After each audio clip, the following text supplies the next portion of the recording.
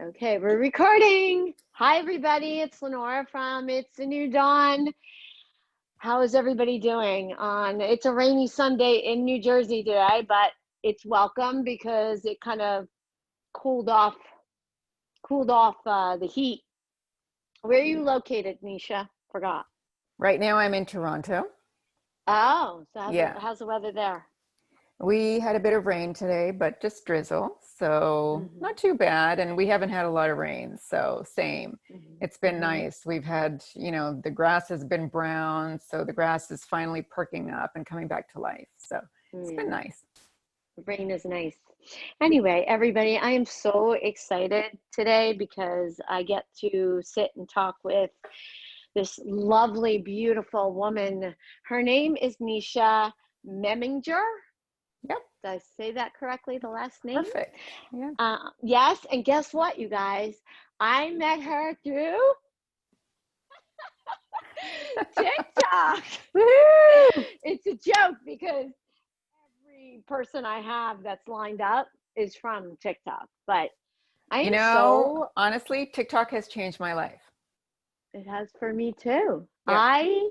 And this is a very, the new format on my podcast. I mean, not that I was very extremely rigid with my other episodes. I have about 8 or 9 episodes out from last year. And I'm not going to say I was really rigid. I have this little weird personality, but I love that about me. It's fine. So it was never like completely rigid, but I was always so nervous. I had the questions written out, and it's like, so the new format is just a casual conversation. So I really don't know what's going to happen here, but I'm open to anything. But yeah, so TikTok has definitely changed my life also, and it has made me um oh, it's made me feel, I want to say, more accepted. I don't know. I mean, I don't want my ego involved with this whole thing, but I don't know. I feel a lot freer on TikTok as far as expressing myself. What are Hmm. your thoughts about that? Yeah, I talk about this a lot on some of my lives,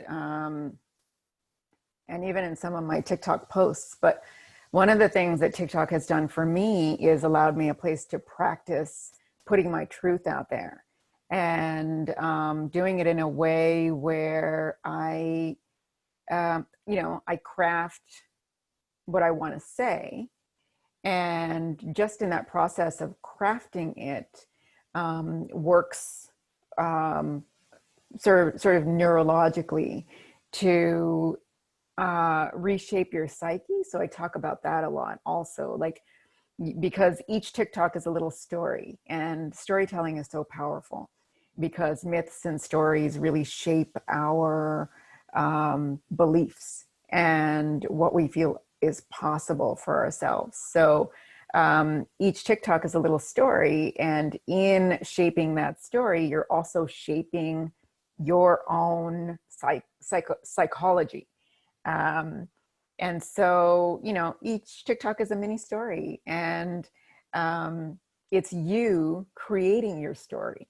So you're co-collaborating in your own reality. So I just love it. It's been a way for me to practice sharing my story and my truth. It's been a way for me to practice finding my voice and strengthening that voice. As someone who had a childhood of being silenced and not, for fear of consequences or punishment, TikTok has been liberating in so many ways. So, I'm very protective of it. I will never go to Instagram Reels or anything that Facebook might put out. It's not in alignment with what I believe in. And, I'm really big on history and knowing history, because I know my history. My history directly informs who I am now. So it directly informs my present, and my present directly informs my future. So history is very important to me. And the history of Facebook is not in alignment with my values. If anyone who's seen the Facebook movie knows that it originally started as an app for like assessing girls, college girls, and rating college girls. So, I did not know that. oh I did yeah, not know that. yeah, And that's how it started. wow. And what a powerful I don't know what's the word, but I can't think of the word, but wow, you it's really powerful how you feel about TikTok. I didn't know that. So that's first, I actually do, before we get into, I love that you are already talking, and I just love your voice, and I would love to just sit here and listen to you. But I want to tell people, um, although I didn't meet you from TikTok, I had put out a post in March when I first got onto TikTok, and I got on to actually promote my business as far as RN holistic health coaching, um, nutritional counseling and personal training and all of that. I never had to advertise or anything like that. But you know what? I felt like, all right, this whole COVID thing, I don't really know which way I'm going to go. And I was listening to, I've said this before, Gary Vaynerchuk. He's a big inspirational, motivational speaker, although he doesn't like to be called that. I don't really know what to call him then, but during my running and listen to him, he's like, you got to get on TikTok, how great it is. It's going to fizzle out like everything else, but when it's powerful, just do it. So you know what? I just did it. And I can't tell you, just like you, I don't know. I would be lost without it. Honestly, I know that sounds like so, I don't know. It's just such a game changer for me, and not for my business. I mean, yeah, I got a few clients from it, but then it turned into just, I don't know, for me being freer and meeting all these beautiful, wonderful people. And of course, you're one of the first people. I had put out a post about my past, being abused by a priest and um, having bulimia and all of that. And you reached out to me personally in a private DM, and it just really touched me. And you were, if you ever want to talk, and you had been through some similar, I guess, things, but I'm going to have you talk about that. You, we talked on the phone, and from that moment on, when you just connect with people, I just connected with you, and I'm really huge on the energy factor. So I just kind of felt that from you. I don't know how you felt about me, but it just was. And I had to get you on because I ended up with the whole hurricane that we had last week. I always find the good in things. And I was able to pick up your book, one of your books that you've written, What Girls Know. And I will read something from here later after we talk about your story. But I was able to pick it up and read it in one day, not even a day. It took me a few hours. I'm an avid reader. Wow. I love reading. And I have to admit, since TikTok and TikTok, I haven't picked up a book. I admit it. I mean, how horrible is that? But, that was one of the huge big things. I didn't have electricity. I didn't have it. I couldn't watch TV. I couldn't do my phone. I was like, all right, I have the book. I'm going to read it before I sit down and talk with her. And I read it in less than a day. And wow, it was powerful. I just, so powerful. I connected it with it so deeply. So, Neesha, please tell everybody your story, where you came from, what led you to where you are today. And I'm just going to sit back and listen and enjoy. Okay. All right, where do I start? The book, actually, ask me a question as a starting point so that I can use that to take off. Well, okay. Do you want me to read the one chapter that really resonated with me? Yeah, sure. Okay. I'm going to try to read this without crying. But as you all know, whoever listens to my podcast, or you may not know, I had a troubled past, like a lot of us have. And one of the things was that I was abused by priests for over 2 years. And Neesha and I share similarities, but in the book, it's written like a verse poem, verse poetry. Am I saying that correctly? Yeah, I call And it free verse and poetry. okay. Are you a writer? I mean, are you Mhm. like, you are a teacher, but I don't know, you're an English professor? I am an English professor. I do teach creative writing, master's level, and also English literature courses and research writing courses in the college and university level. But I was an author first. So I'm an author first and foremost, and I have 7 published novels. Yeah, I know you have many books, but this one, I don't know. I'm going to read this chapter, and this really resonated with me and hit close to home. It's called What Girls Know, and it's the name of the title also of the book. There are some things little girls should never know, Angie says, like what it's like to lie next to a naked grown man. Kathy nods quietly. Angie's voice is tight, stretched so thin. You almost don't know it's there. Orgasms, she says, are for when you are old enough, but when you are 6, they split you in two. She is gripping the big rock Kathy keeps on her table. She is breathing like Kathy keeps reminding her to do. She is feeling the smoothness of the rock, the cool temperature of it under her fingers. They make you want to claw your way out of your skin, she says. They make you stand outside your own self and watch what's happening to someone else who looks like you. And you never really ever come back again, never really fit properly back into that skin, because you aren't the same. And then there's a before and an after, and you tear your body from the inside out, sometimes from the outside in, and you pound it, you cut, and you burn, and you scream. You try to die. Angie's eyes sting, pool with tears she won't shed. Those words that are coming have never had room before. She will not shut them down now, because this place where you're supposed to live, she says, powering through, when you're supposed to exist, doesn't fit anymore. Home doesn't recognize you, and you don't know why it was you, why it happened to you. That's what orgasms do to a 6-year-old girl. She's sobbing now. There are some things, she says faintly, that little girls should never ever know.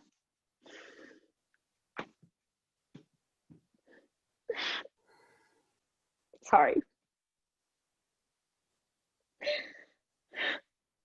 For me, it was 9.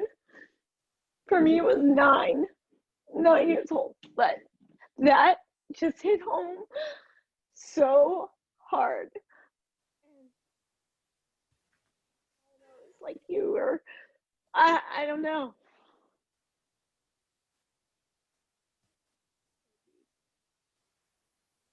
Thank you so much for reading that. It was very powerful for me to hear someone else read it, but especially someone who can relate to the experience. I couldn't look Um, up at you. I couldn't look up at you while I was reading because I knew I would cry. I'm sorry. Just oh no, thank you. Thank you so much. Um, so that is actually it's so interesting to me that you zeroed in on that particular poem because that's the poem that started the whole book. And it is the namesake for the book. And I I had to write the book in free verse and poetry because that's the only way the words would come for me. Because my experience happened so early, so that poem was came from a 6-year-old place. Um, 6-year-olds don't even have words for body parts yet. And so to share or to put into language what happened is almost impossible at that level, at that age. So the only way the words came were in this sort of free verse, disjointed kind of way that doesn't fit into traditional storytelling and narrative tropes. So I had to think outside the box for this book, and it's different from any other book that I've written. All of my other books are in the usual you know, novel, traditional storytelling style, traditional prose fiction. This one, I couldn't write that way. Um, and it worked because it was a way for me to connect with the emotions of those experiences. And I needed to connect with those emotions so that I could tell the story. And I desperately wanted to tell that story. I desperately wanted to give it shape and voice so that it could connect with people like you and other people who've had similar experiences. And I've had a lifetime of group therapy and individual therapy.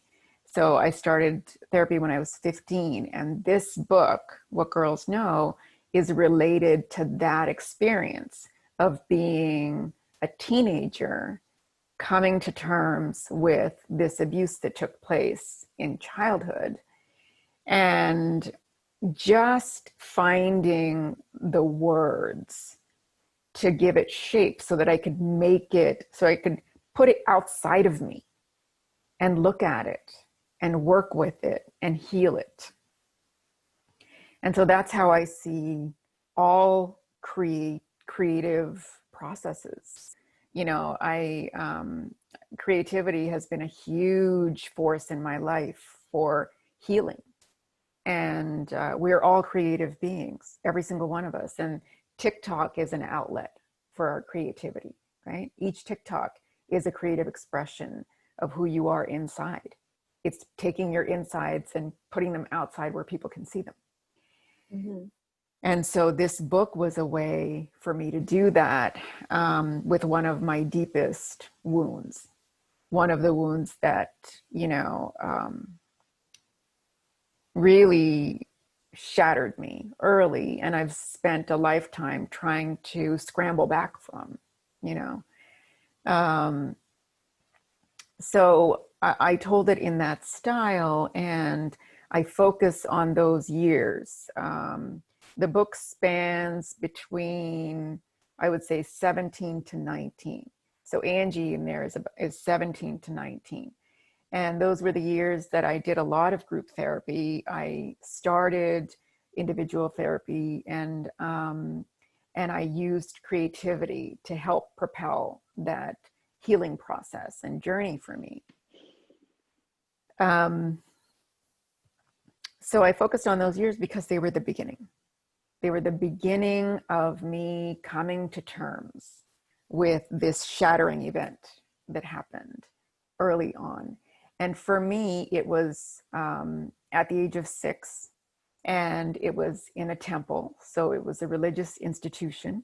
And I think for me, for you, when we had our brief chat a while ago, yours was in your home, mm-hmm. but it was a religious official. So for me, I was 6, and my parents would drop me and my brother off at the temple, where we would be cared for by the priests.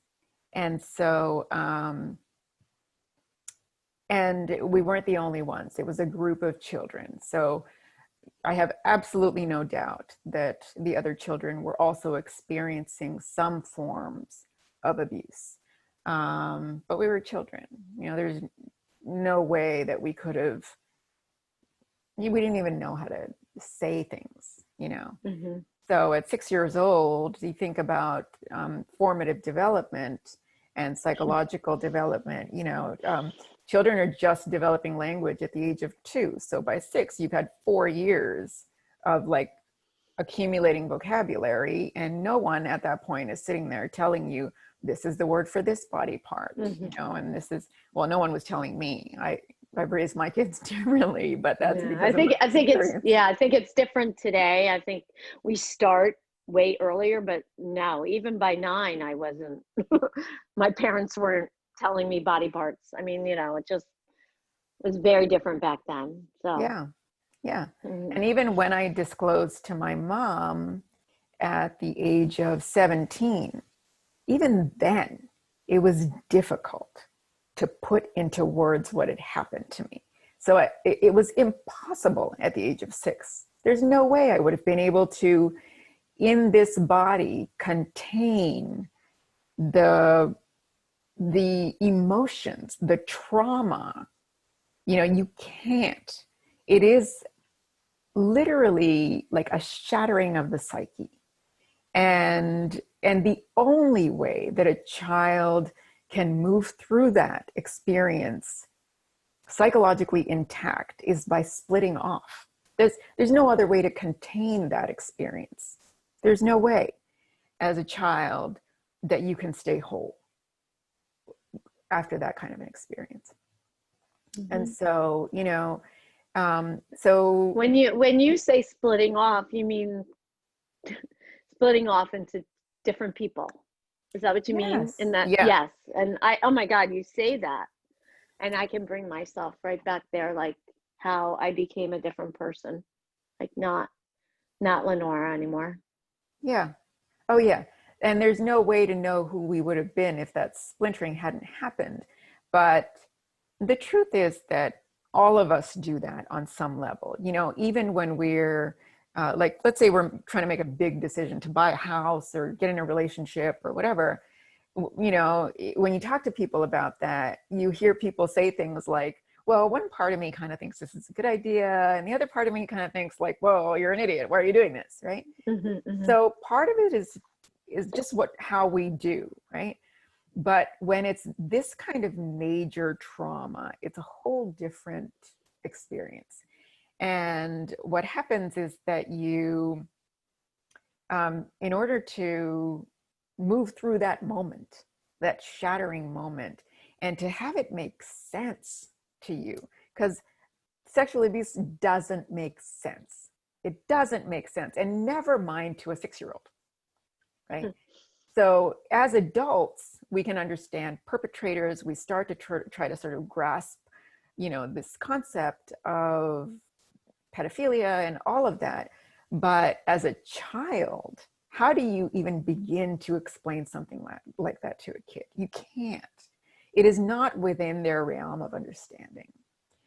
And so in order to move through the trauma, the only way that you can make sense of it as a child is by putting that part away.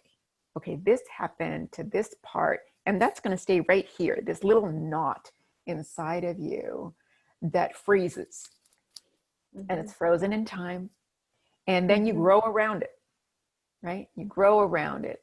And, but it never goes away.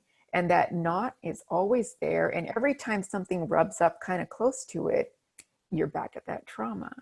And that's what triggers and flashbacks are, right?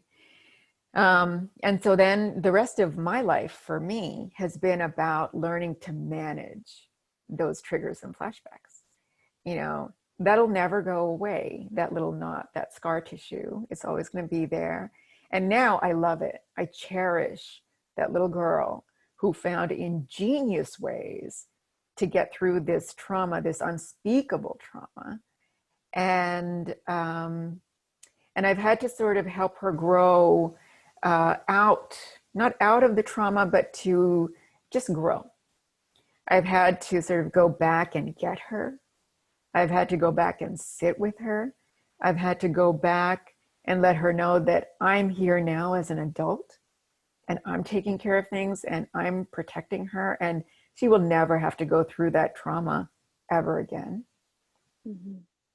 And so it's been like working with that child self who went through this unspeakable trauma and, not erasing it and not negating how horrible it was, because it is horrible. Sitting with her and saying, yeah, this was one of the most horrible things that can happen to a human being. Mm-hmm. And we grieve that. You have to grieve it. And you have to let that sorrow and that grief and that despair out. That little kid who's waiting for somebody to come back and save her, somebody to come and rescue her and stop this. If we don't let that out, and we don't, can you explain that in like layman terms? Like what would happen if we just kept it stuffed in there and we didn't express it or heal it or try to heal it? You know what I'm trying to say? Yeah, absolutely. Well, what happens is initially, so when that trauma happens, you form a belief system around it, right? So that little girl or that child, because men go through this too. My brother was there with me at the temple. If you don't heal it, that child holds on to it, has to develop a belief system to make it make sense, because it doesn't make sense. So the child has to develop a story around what happened. And most children, when they go through trauma, they try to find ways to have control, because what's happening is their agency is being ripped away from them. There's no consent. Nobody's asking if this is okay if I do it. So your self-agency is immediately ripped away from you.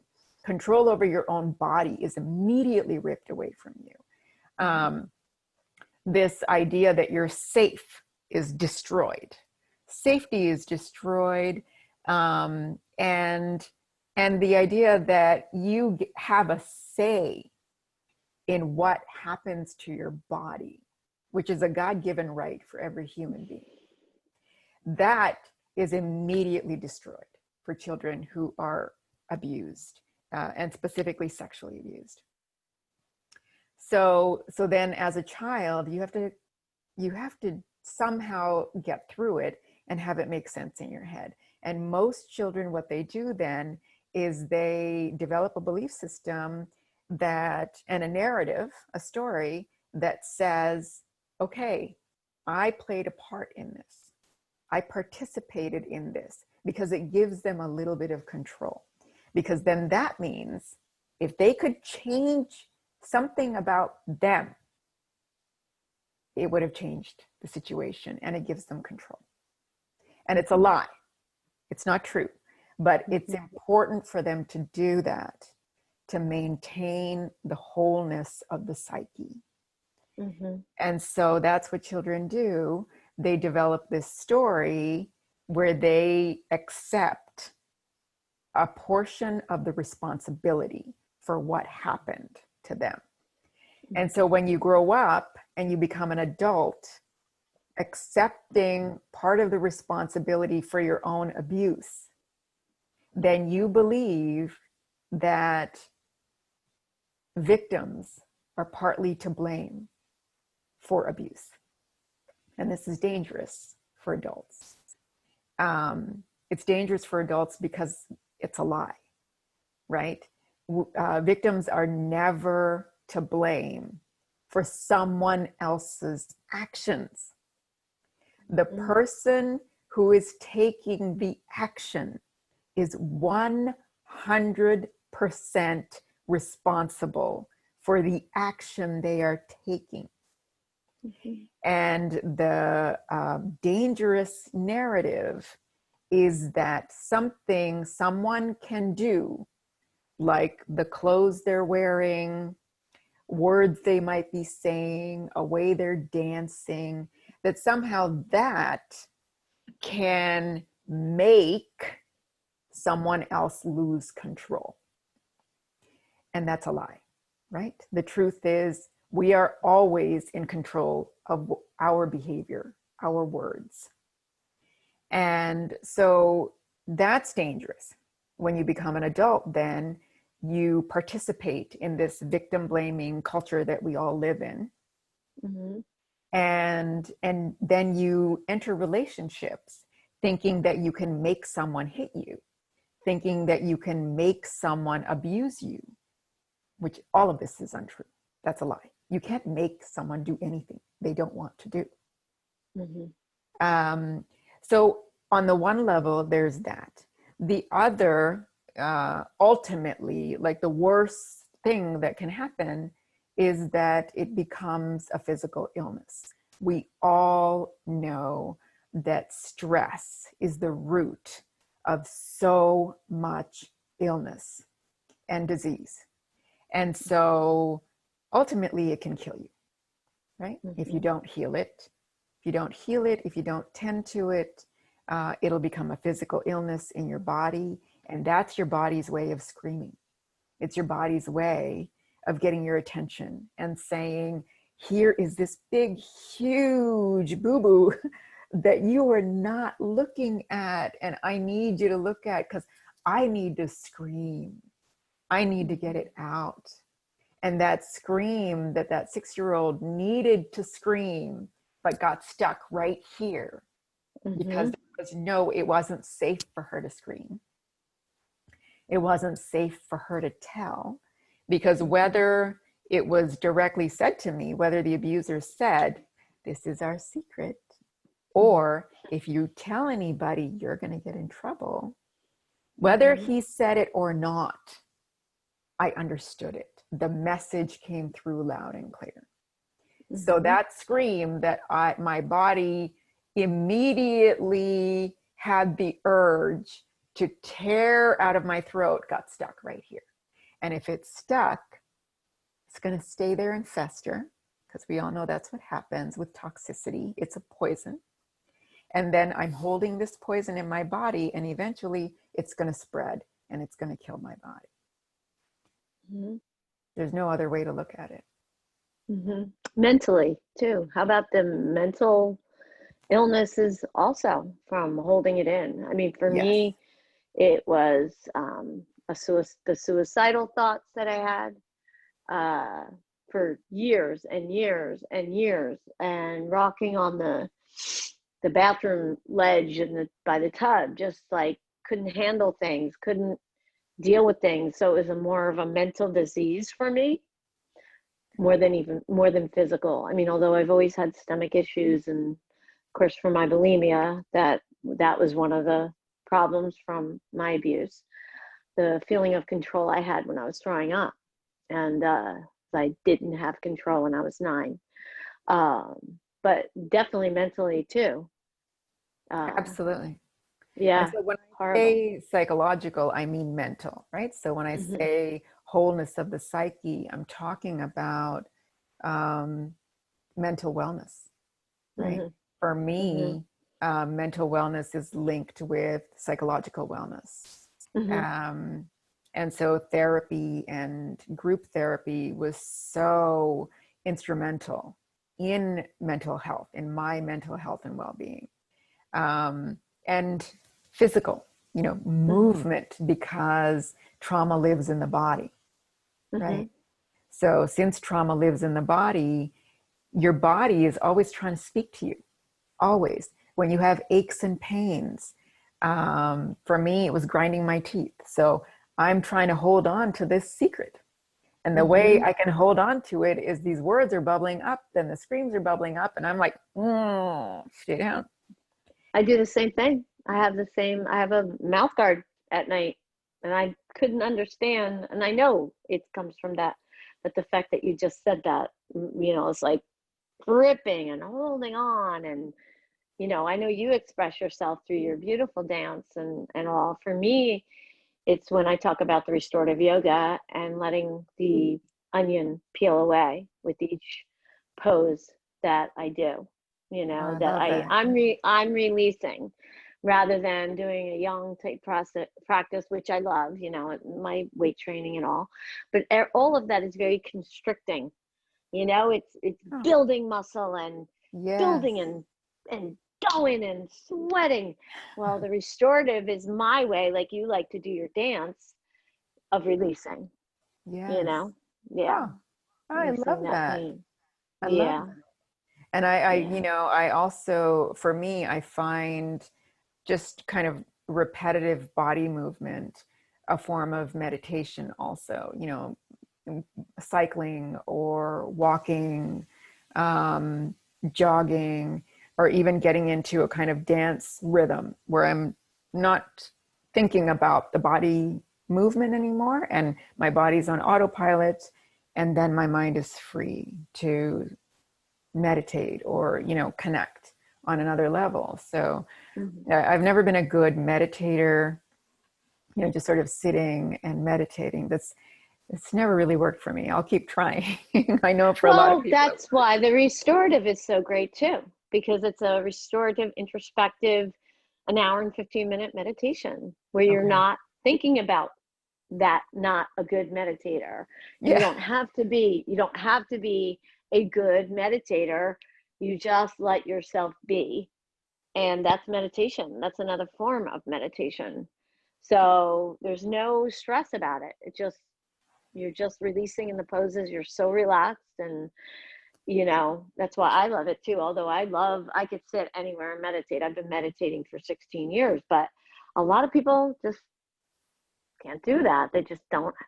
They think of it as, sitting and, rigid and all of that, where I try to bring light and make it more comfortable and something they can do. And before I forget, I know I'm thinking, but I'm looking at you, and I think you did a TikTok on this, and this is the format I'm doing. It's not, I don't have anything scripted. I'm not reading from any notes. So when something comes to me, I'm gonna say it. But I'm looking at you and your hair. You let your hair go gray, and it's beautiful. I am too. It's been 2 years since I colored my hair, but it's not. Yeah, it's not. You don't There's have a some lot of gray. gray. Yeah. I don't have a lot, but I imagine someday I will. But I'm going to try to be. But isn't that another form? I think you did a TikTok on this, being free, Yeah. and right. So can you explain that a little bit? Yeah, absolutely. So You're so beautiful, by the way. Whoever's not seeing this on YouTube, oh my God, the most beautiful woman ever. oh, thank you. You're So, so sweet. yeah. For me, the hair, I'm going to talk about it in a second. I just want to touch on what you were saying with the meditating too. Mm-hmm. I think for me, the reason the sitting meditation doesn't work is I need to connect with my body. And so that's why physical or walking meditations, those kinds of things work for me. It's a way of embodying. It's a way of coming back into my body. So that's been a huge challenge, lifelong challenge for me, is to come back into my body. And I anticipate that this will continue to be an issue for me, and probably this is my journey because it started at 6. But one of the splits that happened for me at 6 was me and my body, right? So my body was being abused, but I was okay. I was over here being safe. Mm-hmm. And so, yeah. So Can I touch upon that? Because yeah. you saying that is what restorative yoga is all about. I will Okay. say throughout the whole practice, come back to the sensations in your body, Yeah. and know that most people disconnect from their bodies. Yes. They are not feeling their bodies. They are not noticing their bodies. I did it too at 9. You know how long I have worked? Well, you do. At trying to connect to my body. It sounds so simple, but that's what I want. It's on YouTube. I have one practice on YouTube. I'll try to get another one on. But the whole time I will remind, there's no music, because that'll take your mind to the music. There's not a lot of me talking, although there is more than normal, because Zoom, there were people I didn't know that didn't come to my class. I didn't have my regular students. So there is a little bit more talking. There's darkness, because that's a stimulation, light, and there's stillness. So it's not the yang movement type practice where you are occupied with that movement. So Right. you're not being connected to what's going on in your body. You are moving. So restorative yoga, you're going into that pose, very simple, on the floor, nothing standing, relying on the props in the earth. So you're completely cocooned and safe. And warm is another element, because cool will bring up your nervous system. Okay. And then I will remind you, okay, come back to the sensations in your body. Come back to the breath, because from one second to the next, your mind is going elsewhere, Okay. right? Yeah. So then I talk about your thoughts. Let your thoughts come in. I think an anchor is very rigid, like a lot of meditative practices. Okay, come back to that anchor. Hold on. For me, that's rigid. It could work for people. A beautiful teacher that I had, Josh Summers, a yin teacher, talked about the perch.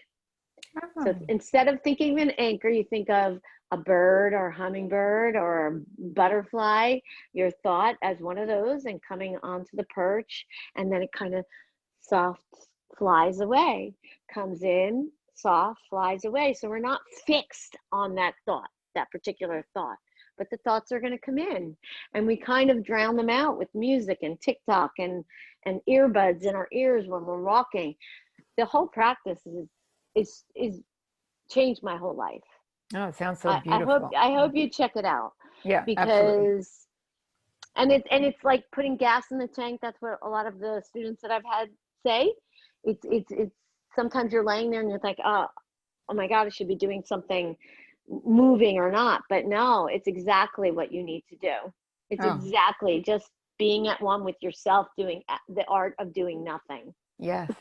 I love that. it's it's a beautiful practice. It totally changed my life. So I think it'll be great for you, just Yeah, from what you're saying.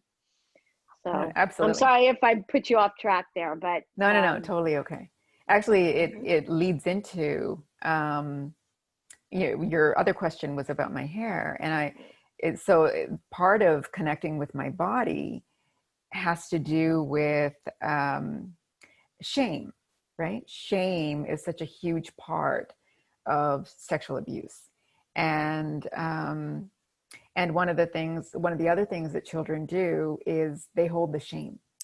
They think that they were the ones that this thing happened, and there's shame around their body, especially if your body responded, or and again, then it comes into control. I had no control over my body. So I must have participated somehow, or you know if you wanted the attention, or if you liked the attention, or if you liked the person, right? A lot of times, remember, most times children are abused by people they know. um, so it's usually a trusted person, like someone that the adults around them trust. And so shame is huge. And I grew up, shame was a huge theme for me throughout life, not just with the sexual abuse, but also just, around at home, around my body, uh, feeling that I wasn't X enough, I wasn't pretty enough, I wasn't smart enough, I wasn't so many things, feminine enough. Like I had a lot of those kinds of external messages put on me. And so my healing process has been about reclaiming those, and loving those parts of me that messages from the outside told me were not acceptable or not lovable. And working with shame has been a real breakthrough in my life. And, the sort of smaller versions of shame are embarrassment, self consciousness. Those are all linked to shame. And so when I talk about TikTok being a way of practicing self acceptance, that's what I mean. It's a way of taking the things that I feel really self conscious about, which translates into there's some shame there, and just putting them out there. And it's terrifying. It's terrifying. And I overthink and I do all of that stuff. But ultimately, it's about the journey of getting to the place where I release it and I say, here I am.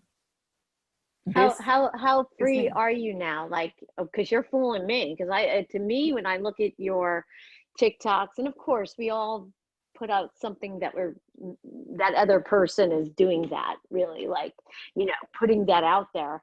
But you seem so free, like with your dancing. And how close are you to the, like, being like 100% like there.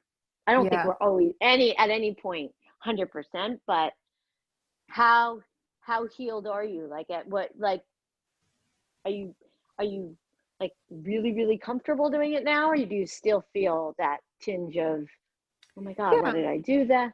Yeah, I'm mostly comfortable. I'm the most comfortable I've ever been. And and I'm at the place now where I know that this is not unique to me, that all of us struggle with this. And so now I'm at the place where I want to offer to others how I'm doing this. Uh, one of the biggest fears I had was haters commenting. And I've kind of made peace with that now. Like, this is my page. I get to post whatever I want on my page. And if you don't like it,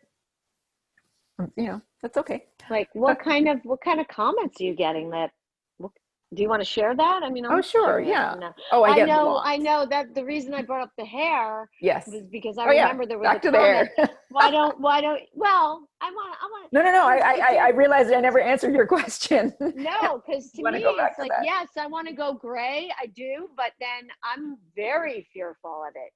Extremely fearful Yes. of others, Right. not myself, Yeah. but like my mother-in-law, like they're all very Yes. into the looks thing. My husband, very much, he's a very kind Yeah. person, Yeah. but Sure. he will probably know better than to say something to me. But But he'll my think it. Yeah. kids, my kids, Yeah. but I'm going to get there, but I know there was a comment, you had it up on the thing and it said, why, something like, why don't you'd be much prettier You'd or be so something if you, pretty. yeah, you'd be prettier if your hair was darker. I don't know what this Yeah. said, Yeah. but Yeah. go ahead. Yeah. But Yeah. I loved your response.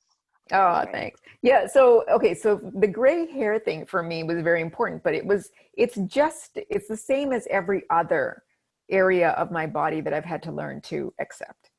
And so all of the things about my body that sort of, became the targets of my shame. Like I was very self-conscious about my belly. I've been self-conscious about my belly since I was about 10 years old. So it has nothing to do with having children or anything, or even reality, because, I realize now when I look back in pictures and so on, there's nothing there. I had a very normal child's body.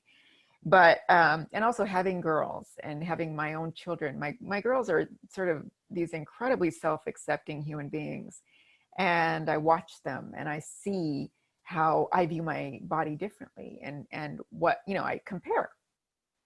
So my belly was always a source of insecurity. My voice, all of the things that I realized I got from that didn't come from inside me. And so my hair is another part of that. And the same way that I would try to cover up my belly or hide it is the way that I would dye my hair. I would try to look a more acceptable way. I would try to look the way I thought people wanted me to look. And instead of just being who I am, this is who I am. This is what my belly looks like. This is what my voice sounds like. This is what my hair looks like when it's growing out of my head. And I really, part of my healing process is about having a relationship with my body. And so if my relationship with my body follows my thought process, then I'm either forcing my body to conform to something that it isn't naturally, or I'm being compassionate and allowing it to be the lovely, soft animal of a body that it is, and having compassion and finding the courage inside me to love my body exactly as it is, warts and all. And so I decided at some point that part of my healing is about this radical self-acceptance. this radical, I am me, I like me. I'm going to like me whether my hair is gray or purple, whether it's shaved or long. I'm going to like me with all the folds and wrinkles and saggy skin wherever it's showing up. I'm going to like me. And I'm going to do it. It's a form of resistance, right? I'm not going to conform because I'm giving messages to my body every time I do something. I'm giving messages, and those messages are either you're okay and I love you and I'm doing this for you because I'm taking care of you, and you're doing nothing wrong. That's the biggest part, because our bodies are so connected to our childhood selves, right? It's the first time we experience sensations through our bodies. The first time we feel love, the first time we skin a knee, the first time we get a paper cut, all of these, the first time we laugh, these are body sensations. And so every time we deal with our body, we're dealing with that childhood self. And so, what kind of messages are you giving this childhood self? And so I was dyeing my hair every 3 weeks before I finally decided, you know what, enough, that's it. This is who I am. And if I look old, I look old. I'm who I am. And my mom hated it. So, I totally, like what you're saying resonates with me. The older women around me, they were the harshest critics. Yes, yes. Because I am walking around with this gray hair, and there they are with this jet black hair, and they're 20 years older than me. Wait, no, did you see, I'm sorry, but you are one of the people who commented on my 93-year-old mother-in-law. Yes. She has the front of her head gray, but she's 93. Oh, that's incredible. So she does not look 93. Well, what I'm saying is I love her dearly, but I went to go visit her the other day, and she starts, what is that on your collar? Like this big, what is that big bone that's sticking out here? And I'm like, Ma, I've got big bones. I got big clavicle, and my hair is always up, so she really can't see the gray. But I am telling you, when they see it, it's like, when are you gonna, they're very much into looks. And I've been in the family for since I'm 9. So it's a real thing. It's a real thing. But I sat down with somebody named Wave, my first podcast from TikTok, and we talked about the mirror project, that mirror, what is that called? Thing you do with the mirror that you tell yourself you love you look in the mirror. And I told her, I said, I'm not there yet, but I am at the point where I do my gratefuls every day. I'll do 5-10 gratefuls, and I do them every day in my voice memos. And I always, not always, but most of the time I say, I am grateful for the strength of my body. I am grateful for my curly hair, which I never accepted. I don't know if you've seen my videos, but I always straightened my hair. I always had it in front of my face. And that's one thing that TikTok did. I wear my hair back because my face is not fully the same because of my accident. So I always hid it. With part of my hair. And that is so freaking liberating. I'm taking very small steps, just like I tell clients to do with diet or whatever. But I'm getting there. I'm not where you are yet, but it's very hard for me to look in the mirror. And if you know my story, I look past the mirror. I don't really see myself, but I do tell myself that I'm beautiful. I love my body no matter what. I would never be able to do that. There was always an issue with my body, especially my stomach too. Always, that's bulimia. I mean, it's not from the kids. I've had 5 kids too. It's not about that at all. Never. I couldn't deal with my stomach. Never. Yeah. It's funny how the parallel goes. Yeah. But I love this. I love the freeing aspect. It feels so good when you make these steps, and you just can I don't care what anybody else thinks. I'm just going to be me, and beautiful. Yeah. So, Yeah. And yeah. well, and the thing, the belly is really the pit of shame. So it makes sense. It makes sense that so many of us struggle with that. But the Mm-hmm. curly hair thing is a big step. I have It's huge.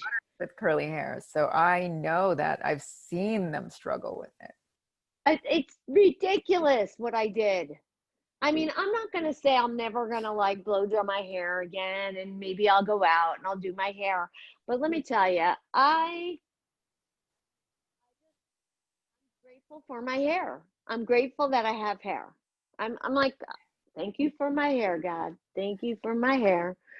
Because some people, they don't have hair. I mean, they don't, they're wishing for curly hair or whatever. We always Hmm. want what we don't have a lot of the times. And feels good not to spend hours in the bathroom like and coloring. I hate that. I always hate coloring my hair. Always hated it. Yeah. Getting it done, going to get it done. It was it was I'm a tomboy.